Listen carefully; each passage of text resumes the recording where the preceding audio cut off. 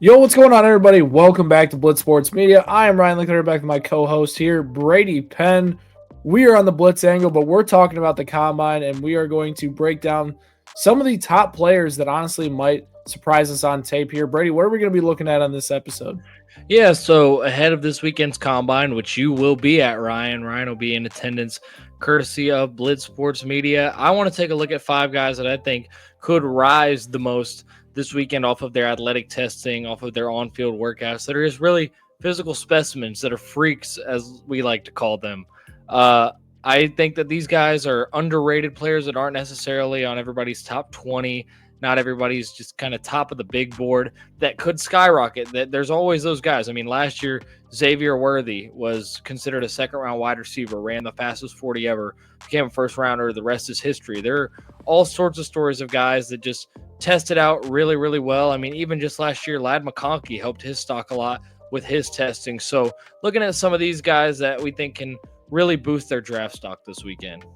Yeah, 100%. And it's just not on the opposite side of the ball, too. We saw Chop Robinson run a crazy time as an edge rusher that really helped improve his stock and wind up getting picked in the first round after not really being a first-round grade as well.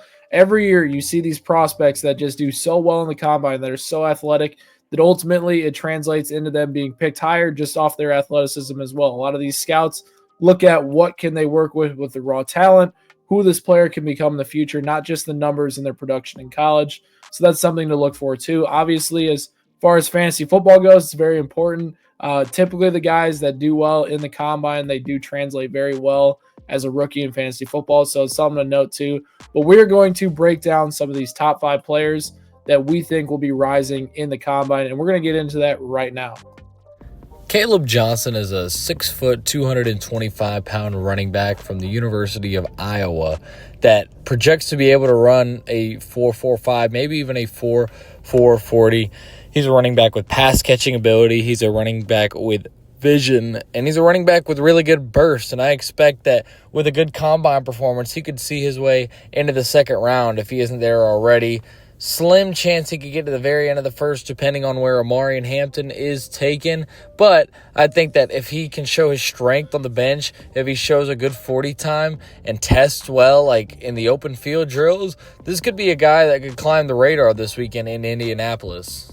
JT Tuimoloau is a 6'5", 269-pound edge rusher from Ohio State, coming fresh off of a national championship win. He's projected to run a 4.5 to 4.6 40, which is great for someone of that size. He's already shown us a ton of explosiveness off the edge. He's very strong. If he puts out a good vertical, a good 40-yard dash, especially if it's in that 4.5 range, he is going to go very high, and I would not be surprised to see him sneak into the late part of the first round.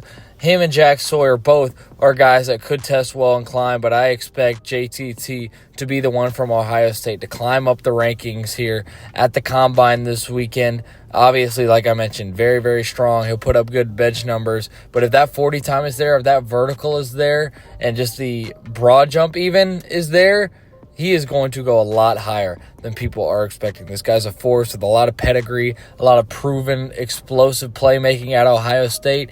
And if he tests well, the sky's the limit for where he could be drafted.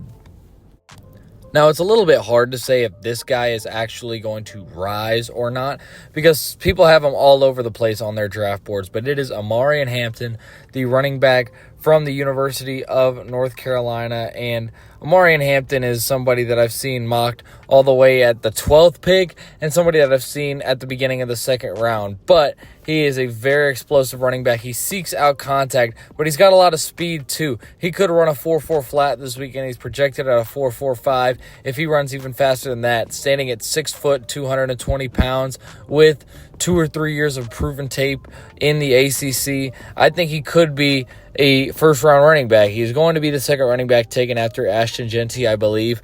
But this could take him from being in that 29-30 pick range to maybe even being a 16th pick type of guy, similar to when we saw Jahmyr Gibbs climb up the draft boards a few years ago after showing his speed at the combine. Obviously, a little bit different style of running back between those two, but I think that if Omarion Hampton shows out this weekend in Indy, there's a very real chance that he is a first-round running back regardless of anything else. He breaks tackles, he has great vision, he catches the ball pretty solidly, and he's decent in pass pro. So if he shows with his big frame that he can also fly, he is going to be a very high draft pick, in my opinion. Nick Scourton's an absolute monster at the edge position. He comes in at 6'4", 280 pounds. He's only 20 and a half years old. He's a junior, 17 sacks, 31 tackles for loss. He's currently the edge 6, according to PFF, 30th overall. And this guy wins in a multitude of ways. This guy wins with speed. He has an elite spin move that you can see on tape during these highlights that is, really hard to block, and he's an elite athlete. He also wins with strength. As you can see, he just bull rushes defenders and is really smart in the ground game. His intangibles are there as well. I truly think this is one of the more underrated, more athletic edges out in the draft. To be honest, coming over from Purdue, we expected a little bit bigger numbers for Texas A&M, and that ultimately didn't happen, and it kind of resulted to him being currently the edge 6 in the draft instead of a little bit higher on the board.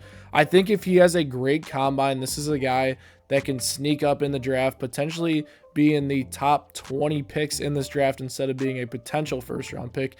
He has a chance to really secure himself as one of the top edge rushers in the draft with a really good combine and showcasing his athleticism as a dominant force, being 6'4", 280. Then our final player on this list, Donovan Ezeiruaku, Boston College edge rusher. He actually comes in right behind Scourton at the edge position. He's the edge 7, 35th overall. He's 6'2", 237 pounds. Definitely not as big as our last guy, but he's an athletic playmaker in space. He's one of the fastest edges I've seen on tape this offseason. He's only 21 years old. He's a senior, 30 sacks in his career, 47 tackles for loss. The numbers are there. He was an absolute monster throughout his college career, and he just jumps off the tape athletically. He just has a quick burst off the line of scrimmage. He's able to utilize many different finesse moves to work around the line of scrimmage, and then ultimately he was very dominant in college because of that. He's another guy that could be sneaking up these draft boards with some really good metrics here in the combine this weekend.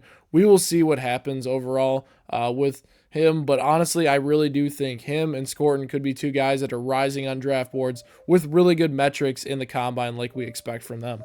But yeah, those are the top 5 players that you guys need to be looking out for in the combine. These guys could rise up draft boards, make their way up a round or two, and potentially be some really big impact players on some of these teams that definitely need it.